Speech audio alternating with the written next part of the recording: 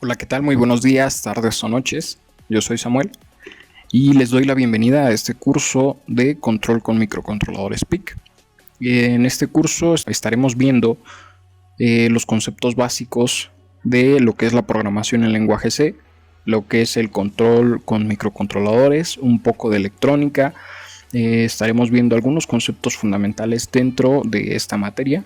Espero que pues sea de su agrado y que sea de mucha ayuda para ustedes. Así es que, eh, ¿qué vamos a necesitar para este curso? Bueno, pues principalmente necesitamos estos dos programas que son Proteus y MPLAB. ¿Por qué son necesarios estos dos? Proteus nos va a ayudar con la parte de la simulación, con la parte de ver la parte de las conexiones, cómo se hace un circuito, y MPLAB nos va a ayudar con la parte de la programación. Así es que, sin más, continuemos con el curso. Así es que para este curso específicamente solo es necesaria la versión X y D, ya que la versión XIP es para hacer la comunicación mediante el programador y la computadora. Así es que serán los dos programas que se van a usar. Vamos a desarrollar los circuitos en Proteus y vamos a cargar la programación para pues hacer una simulación, ya que pues va a ser muy complicado poder desarrollar los circuitos, ¿ok? Dejando esto un poquito ya más claro, pues podemos continuar con esto, ¿ok? Ok, ¿qué es un microcontrolador? Un microcontrolador es un circuito integrado que en su interior contiene una unidad central de procesamiento, una CPU, unidades de memoria, puertos de entrada y de salida, y ya que todo esto pues está interconectado internamente, ¿ok? Este es un pequeño diagrama en donde podemos ver la interacción que tienen pues la CPU con todos los demás elementos, ¿no? De este microcontrolador o de este integrado. Nos encontramos que tiene una interacción de ida y regreso con la RAM, de igual forma con los periféricos y con los puertos de entrada y salida. Y únicamente tiene recepción para la parte de la memoria ROM, ya que pues la CPU no le envía información, sino que al contrario, le pide la información a la memoria ROM. Posteriormente vamos a ver qué es la memoria ROM y todo esto. Nos encontramos con ciertas características. Tenemos alrededor de 4 bancos en el PIC que seleccionamos, que es el 16F887. Tenemos 4 bancos, el banco A, el B, el C y el D. ¿Ok? Tenemos, cabe mencionar que todos estos pueden ser configurables de entrada o de salida. Tenemos alimentaciones como son BDD y BSS por ambos lados. Tenemos puertos análogos, que es el banco A, se puede configurar como análogo. Podemos conectar osciladores externos, como lo es en el puerto de RA7 y RA6. Temporizadores en el RC0 y en el RC1. Tenemos puertos para conexión serial de tipo TXRX en el RC7 y en el RC6. ¿Qué más tenemos? También podemos convertir en análogos el puerto B. Y pues a grandes rasgos eso vendría siendo. Ahorita vamos a ver un poco más detallado para qué es cada pin y el significado de algunas cosillas que nos encontramos por aquí, ¿ok? Tenemos dos versiones, la versión de 40 pines y esta versión que es de 44 pines. ¿Cuál es la diferencia? Pues en algunos, bueno, más bien en este nos encontramos con el NC, que es normalmente cerrado. Pero bueno, esta versión no la vamos a ocupar. Para utilizar ya versiones de este tipo necesitan ya un curso más avanzado, ya que este PIC requiere una configuración especial para sus pines. ¿Ok? Y bueno, vamos a iniciar con lo que es la descripción de los pines. La mayoría de los pines del microcontrolador son multipropósito, como se los mencionaba anteriormente, como se muestra en la figura anterior. Por ejemplo, la asignación de RA3 en AN3 y voltaje de referencia plus. Voltaje de referencia positivo, perdón. C1 IN. Para el quinto pin del microcontrolador indica que este dispone de las siguientes funciones. La funcionalidad de los pines presentados anteriormente es muy útil, puesto que permite un mejor aprovechamiento de los recursos del microcontrolador sin afectar su funcionamiento. Estas funciones de los pines no se pueden utilizar simultáneamente, sin embargo se pueden cambiar en cualquier instante durante el funcionamiento. Y bueno, vamos a ver para qué son estas tablas de estos pines. RE3, MCLR y BPP, que es nuestro primer pin. Y nos dice número del pin 1, función RE3, entrada de propósito general en el puerto E o port E, ¿ok? MCLR, pin de reinicio a nivel lógico. Bajo este pin se reinicia el microcontrolador. Y BPP, voltaje de programación.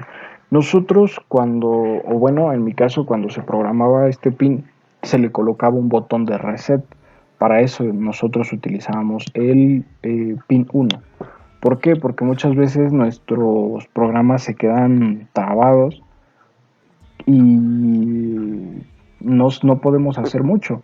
Entonces es bien importante colocar un botón de reset para poder resetear nuestro PIC. En este caso, o reiniciarlo, perdón. En este caso, pues el master clear. El master clear es bien importante, ¿ok? Para eso utilizábamos el pin 1. Posteriormente nos encontramos con RA0, que es el pin 2. Y nos dice que RA0 es de propósito general del puerto A. AN0, como les dije, se pueden convertir en análogos este puerto, el puerto A.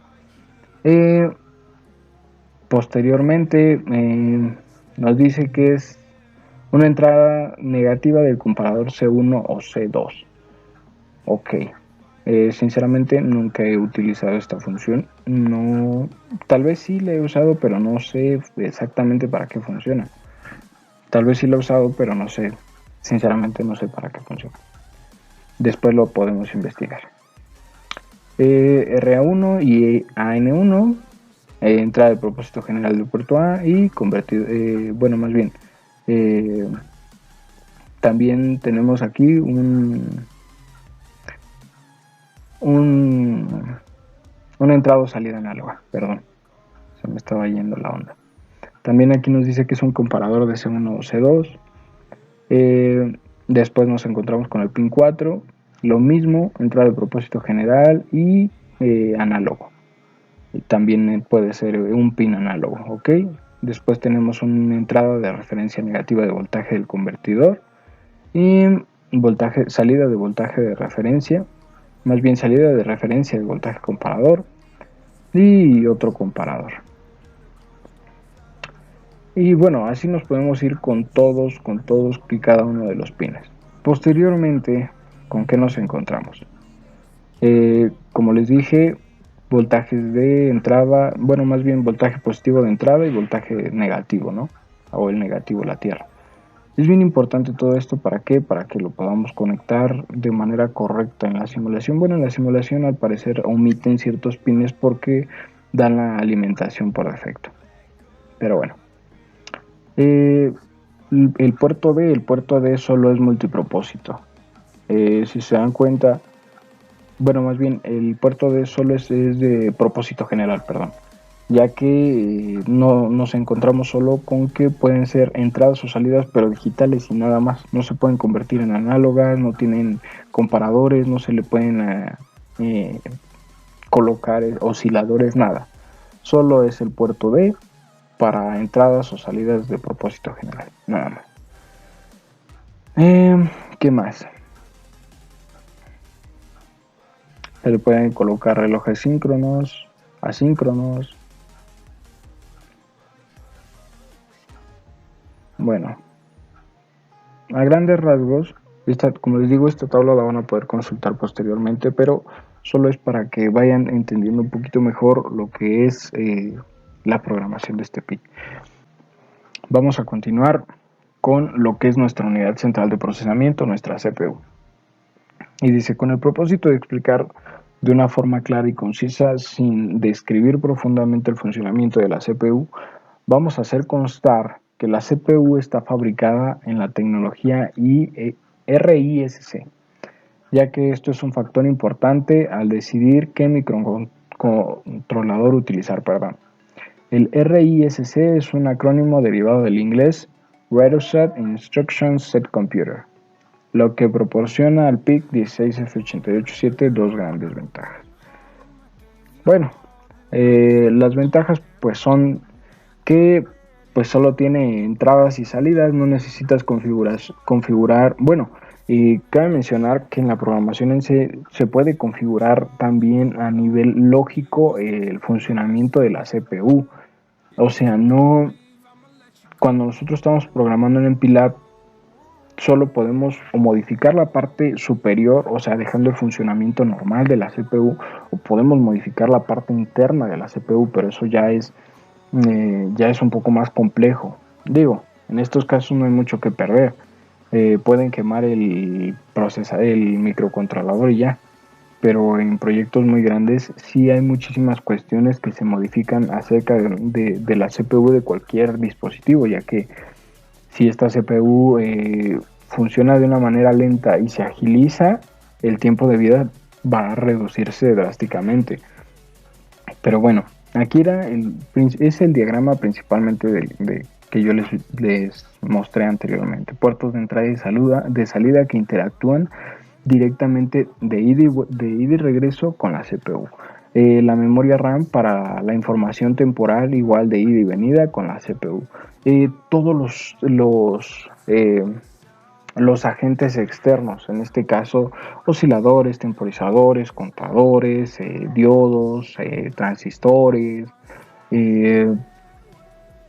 relevadores, entradas de señal, todos los dispositivos que puedan enviar o recibir una señal, servomotores, motores, todo lo que pueda enviar o recibir una señal va a pasar por la CPU. ¿Y por qué dice que es de ida y vuelta? Porque tenemos dispositivos o tenemos los sensores que son de entrada, o sea, ellos reciben la información y se le envían directamente al microcontrolador, y de salida porque también nosotros tenemos control sobre ya sea motores, servomotores, relevadores, N cantidad de cosas que se pueden realizar. Es lo que se me vino ahorita a la mente así de rápido, pero a grandes rasgos se pueden hacer muchísimas cosas con un microcontrolador. Bueno, continuando con lo que es los tipos de memoria, nos encontramos con que el PIC 16F887 tiene tres tipos de memoria: la ROM, la RAM y la EEPROM. Cada una de estas tiene las funciones y las características y organización específicas, ¿ok? Se las vamos a describir por separado. La memoria ROM. Esta se utiliza para guardar permanentemente el programa ejecutado. ¿Qué quiere decir esto? Cuando nosotros compilamos un programa y lo cargamos con el programador al PIC, y ustedes así dejan ese PIC, lo pueden checar 2 años después y va a tener la misma programación, claro. Si no se dañó, si no lo dejaron al sol, o si no lo dejaron en una zona donde hay alta estática. En condiciones ideales, este PIC va a mantener esa misma programación durante N cantidad de tiempo, ¿ok? Para eso sirve la memoria ROM, para almacenar el código que nosotros vamos o programemos internamente, ¿ok? Posteriormente nos encontramos con la memoria EEPROM, similar a la memoria del programa. El contenido de la memoria EEPROM está permanentemente guardado al apagar la fuente de alimentación. Sin embargo, a diferencia de la ROM, el contenido de la EEPROM se puede cambiar durante el funcionamiento del microcontrolador. Es la razón por la que esta memoria es perfecta para guardar permanentemente algunos resultados creados y utilizados durante la ejecución del programa. Por ejemplo, si nosotros ejecutamos cierto programa, toda la información que se vaya generando se va a guardar en la memoria EEPROM. Obviamente, pues es información pequeña, información mínima. ¿Para qué? Para que posteriormente, si nosotros creamos una unidad de memoria o, por ejemplo, queremos mantener un registro, podemos obtener toda esa información de nuestro PIC. Todo lo que entró y todo lo que salió lo podemos obtener con nuestro PIC. Y si no me equivoco, tiene un nombre, es información. Es metadata o metadatos. Toda esa información se almacena en la memoria EEPROM. Los metadatos son bien importantes dentro de la programa, eh, dentro de lo que es la parte de hay un derivado de criminología, pero es enfocado a la programación y el control y todo eso. De hecho, los criminalistas en seguridad informática utilizan muchísimo lo que es la metadata. ¿Por qué? Porque es información que no se puede modificar. No sé si ustedes han escuchado muchas veces que en algunas series de televisión dicen que, o ponen a un hacker, una persona X, y dice, no, es que la metadata del video dice que fue modificado. Entonces, la metadata nunca va a engañar a un programador. ¿Por qué? Porque la metadata es inmodificable. O sea, ahí muestra claramente todo lo que surgió después del primer arranque. ¿Ok? Es bien importante la metadata. Y eso se almacena en la memoria EEPROM. ¿Ok? Posteriormente nos encontramos con lo que es la memoria RAM. Y la memoria RAM es la tercera y la más compleja, parte de la memoria del microcontrolador. En este caso consiste en dos partes: en registro del propósito general y en los registros de funciones especiales, SFR. Todos estos registros se dividen en 4 bancos de memoria, de los que vamos a hablar más tarde. ¿Ok? Aunque los dos grupos de registro se ponen a cero al apagar la fuente de alimentación, además están fabricados de la forma y se comportan de manera similar. Sus funciones no tienen muchas cosas en común. La memoria RAM, a grandes rasgos, es una memoria que permite cierto límite de ejecuciones. No sé si ustedes se han puesto o han puesto atención acerca de la memoria RAM de sus teléfonos y les dice, para ejecutar tal aplicación es recomendable tener como mínimo 3 GB de RAM o 2 GB de RAM en un teléfono celular. En una computadora, para ejecutar SolidWorks necesitan 12 GB de RAM o 8 GB de RAM, no recuerdo. Para ejecutar Proteus con 4 GB de RAM, creo. O sea, ¿para qué es esto? Es la cantidad de procesos que se pueden ejecutar dentro de nuestra CPU, en este caso, o dentro de nuestro dispositivo. En este caso, en nuestro microcontrolador, nuestra memoria RAM es la cantidad de hilos que puede generar a la hora de estar ejecutando cierto programa. ¿Ok? Es la cantidad de procesos que puede almacenar. Posteriormente a esto nos encontramos con los registros de propósito general que los vimos anteriormente en las tablitas. Vamos a ver qué son y para qué sirven. Los registros de propósito general se utilizan para almacenar los datos temporales y los resultados creados durante el funcionamiento. Por ejemplo, si el programa realiza el conteo de productos en una cadena de montaje, es necesario tener un registro que representa lo que en la vida cotidiana llamamos suma. Como el microcontrolador no es nada creativo, es necesario especificar la dirección de un registro de propósito general y asignarle esa función. Se debe crear un programa simple para incrementar el valor de este registro en 1, después de que cada producto haya pasado por el sensor.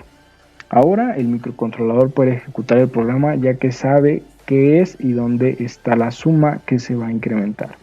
De esta manera similar A cada variable del programa se le debe preasignar alguno de los registros de propósito general. Cabe mencionar que en algunos proyectos van a quedar muchos de estos bancos, de estos bancos sin utilizarse, de estos registros.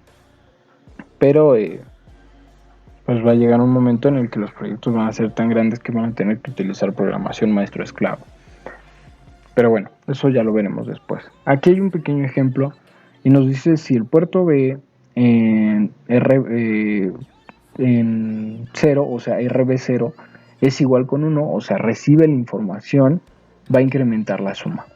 ¿Ok?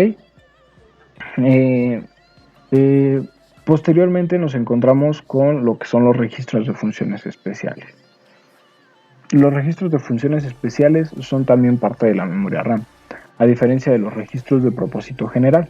Su propósito es predeterminado durante el proceso de fabricación y no se puede cambiar. Como los bits están conectados a los circuitos particulares en el chip, convertidor analógico digital, módulo de comunicación serial, etc., cualquier cambio en su contenido afecta directamente al funcionamiento del microcontrolador o de alguno de los circuitos.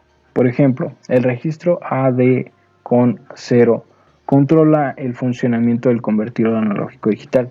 ¿Por qué dice que controla los registros del convertidor analógico digital? Como les mencioné hace ratito, este puerto o todo el banco A lo podemos utilizar de manera digital con RA0 o de manera analógica con AN0. Es bien importante que esto lo sepan. ¿Por qué? Porque si tienen entradas analógicas, hay ciertos puertos donde lo pueden hacer. Por ejemplo, en el caso del puerto D, no pueden hacer eso. No pueden hacer eso. ¿Por qué? Porque solo son entradas y salidas digitales, ¿ok? Después nos dice, al cambiar los bits, determina qué pin del puerto se configura como la entrada del convertidor. El momento de inicio de la conversión, al momento de inicio de la conversión, perdón, así como la velocidad de la conversión. Otra característica de estas localidades de memoria es que tienen nombres. Los registros de bits tienen nombres, lo que simplifica considerablemente el proceso de escribir un programa. Como el lenguaje de programación de alto nivel, se puede utilizar la lista de todos los registros con sus direcciones exactas, basadas con especificar el nombre del registro para leer o cambiar su contenido. En este caso, pues acá también nos muestra un pequeño ejemplo y tenemos que tris C le estamos colocando un cero lógico. Todos los registros del puerto C se configuran como salida, ¿ok? Y aquí está otro ejemplo. Se puede colocar de estas dos maneras, ¿ok? Se cambia de estado lógico todos los pines del puerto C, ¿ok? Esto lo vamos a ver más adelante, ya un poquito más desglosado. Ahorita nada más son pequeños ejemplos para que se vayan entendiendo los conceptos. Después nos encontramos con los bancos, en este caso el banco de la memoria RAM. Y nos dice que este está dividido en 4 bancos. Antes de acceder a un registro, al escribir un programa para leer o cambiar su contenido, es necesario seleccionar el banco que contiene este registro. Más tarde vamos a tratar 2 bits del registro status utilizados para la selección del banco. Para simplificar el funcionamiento, los SFR utilizados con más frecuencia tienen la misma dirección en todos los bancos, lo que permite accederlos con facilidad. Esto también lo vamos a ver posteriormente, pero pues aquí están a grandes rasgos los bancos que se mencionan, ¿no? Después nos dice, trabajar con bancos puede ser difícil, solo si se escribe un programa en lenguaje ensamblador. Al utilizar el lenguaje de programación de alto nivel como lo es C, que es el lenguaje que estamos utilizando en el curso, y el compilador como él es MPLAB X y D, basta con escribir el nombre del registro. A partir de esa información, el compilador selecciona el banco necesario. Las instrucciones apropiadas para la selección del banco serán incorporadas en el código durante el proceso de compilación. Y bueno, aquí nos encontramos con más registros, con más tablas, con más documentos, pero todo esto cabe mencionar que lo vamos a ver desglosado ya un poco más en la práctica. Ahorita solo quiero que tengan un poquito de teoría, que hagan sus apuntes necesarios y bueno, esto sería todo de nuestro documento. Les mando un saludo, les mando un fuerte abrazo y cuídense mucho. Suerte a todos y éxito.